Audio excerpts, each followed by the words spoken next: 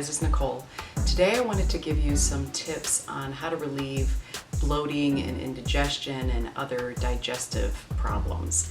Now, this can be caused by, many different things. So I want to go over, some of the main things that can cause bloating and indigestion.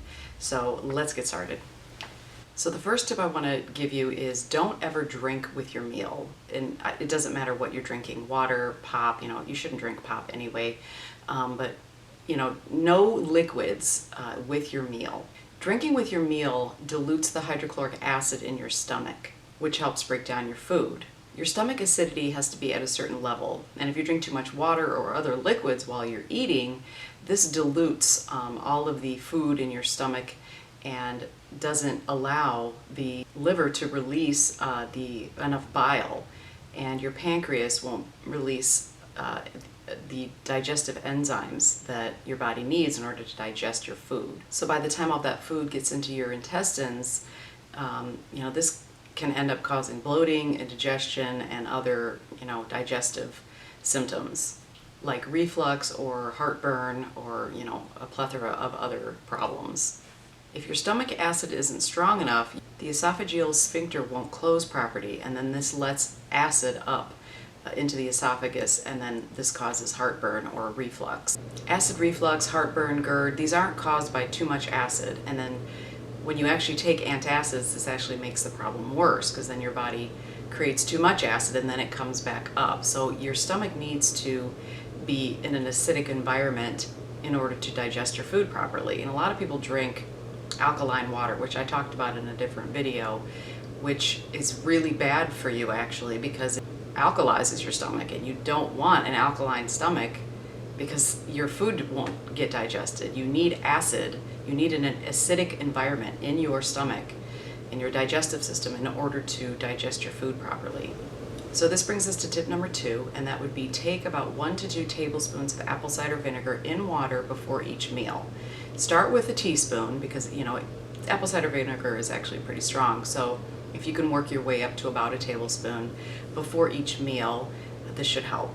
This will increase the amount of bile and pancreatic enzymes that are released, which will help you digest your food properly. Now, tip number 3 would be to try digestive enzymes. Now, I'm not a big fan of taking a bunch of supplements, but if you're experiencing issues with bloating and indigestion, this can help you digest your food a little bit better. This can help boost the enzymes in your body and help break down all of that food during digestion.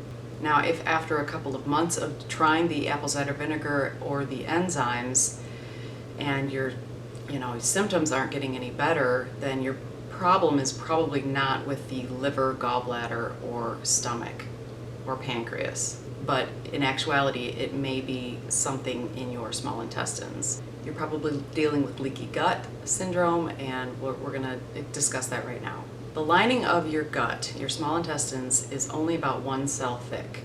And on the other side of that is, your bloodstream, toxins, bacteria, all sorts of things that you don't want to get into your small intestines.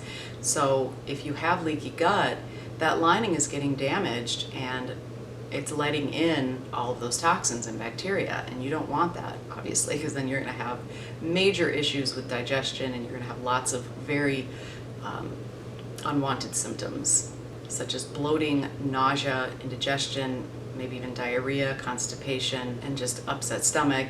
There's a whole plethora of different symptoms that go along with digestion. So if this is your issue and you try the other 2 tips and it's not working, and you have a leaky gut, you need to start on the path to healing your gut. And this can be very time consuming because it can take a long time to heal all of that damage in the lining of your gut, but it's well worth it, especially if you're suffering. So you could try the GAPS diet or the specific carbohydrate diet. There's many different diets that you can try to help alleviate that leaky gut, those leaky gut symptoms. And then on the internet, there's, you can look these diets up and try them if you'd like. There's lots of books that you can get, the library, about these diets that you can try to see if this alleviates your problem. So this takes us to tip number 5, which is try an elimination diet. Now that's kind of what these other 2 diets are. You're eliminating a lot of foods to try to see what, maybe is you're intolerant to, because a lot of people are intolerant to, things like gluten or dairy or whatever. But an elimination diet is really restrictive, and most people start with taking out things like gluten, dairy, soy, eggs, shellfish, things like that. And then they introduce each food back into their diet one at a time to see if they experience any, reoccurring symptoms. And if they do, obviously, you might be intolerant to that. And then it's also a good idea maybe to get allergy testing, food intolerance testing. Now, these are kind of controversial because a lot of people say they're not accurate, and a lot of them aren't accurate. So try to get a few different ones and just see if maybe it shows something, and then cut that food out and see if you feel better. So it's kind of like detective work. It's a lot of work, and it's really frustrating at times, because you're eating this really restrictive diet, and then you eat something, and then you experience a symptom again, and it's really frustrating to try to figure out what is causing your digestive issues. So tip number 6 is, if you're dealing with just mild digestive issues, you can try herbs such as ginger, peppermint, fennel, activated charcoal, chamomile. There's a lot of different herbs that you can try to just help alleviate any mild symptoms that you may be having.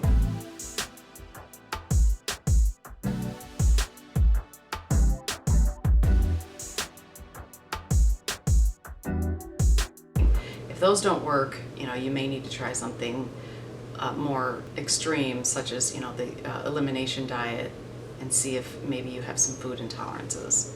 So tip number 7 is, don't overeat, and don't ever eat late at night.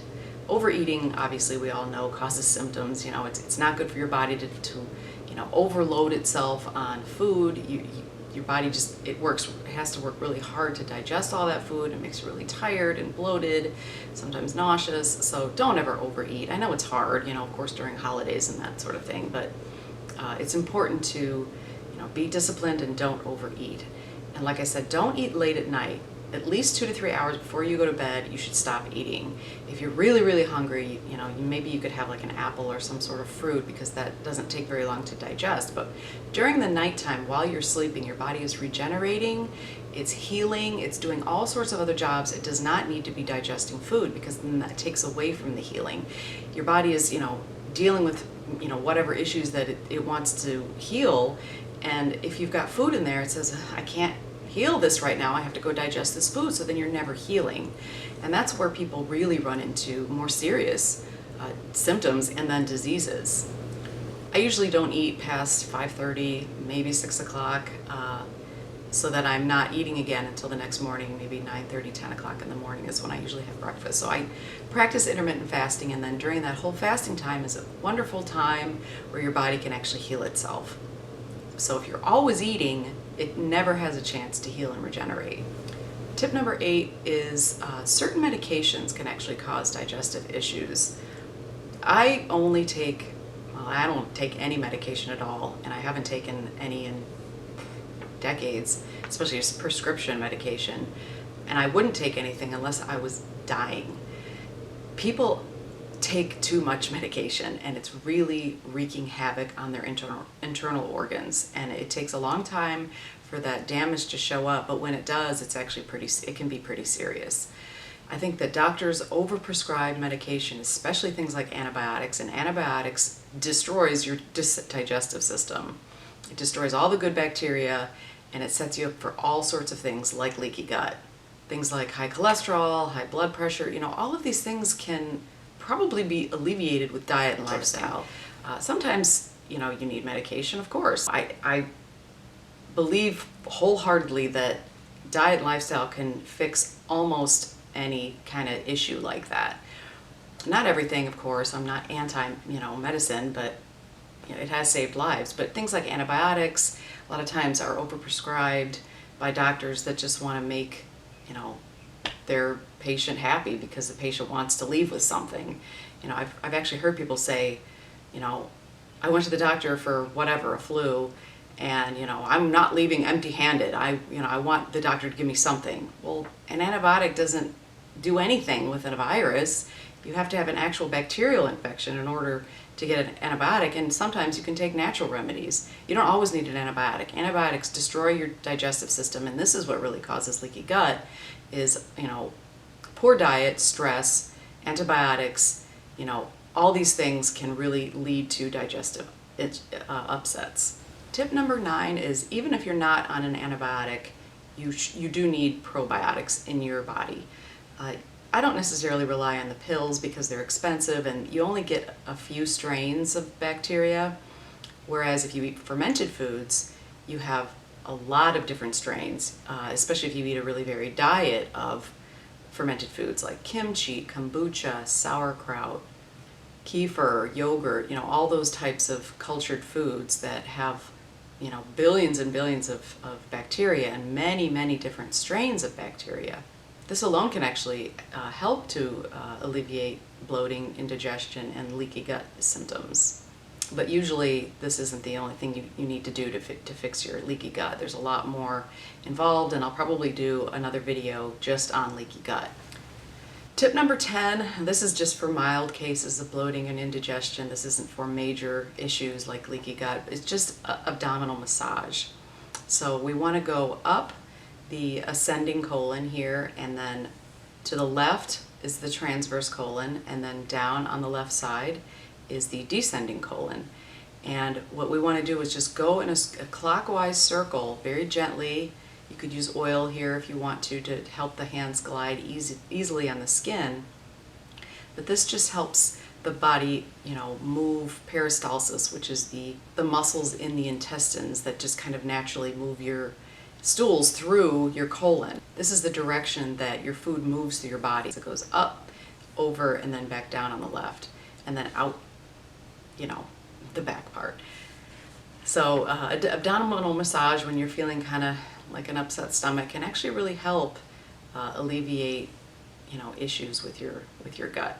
So keep in mind that if none of these tips work for you and you start experiencing unintentional weight loss, rectal bleeding, severe vomiting, extreme abdominal pain, anything that's really you're not feeling right, a fever, go to your doctor. You may be dealing with something more severe. You may have celiac or Crohn's or colitis or diverticulitis. There's a lot of different issues that go along with your digestion.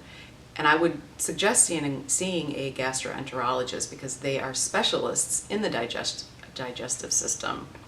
Going to a regular, GP, they're going to probably send you to a specialist anyway or just give you some sort of drug. So it's always a good idea to see a specialist when you're dealing with severe symptoms. So I hope these tips helped you out. Thank you for watching this video. Give it a thumbs up if you liked it, and subscribe for more videos like this, and visit me on my blog. It's nicolesnaturals.blog, and we'll see you next time.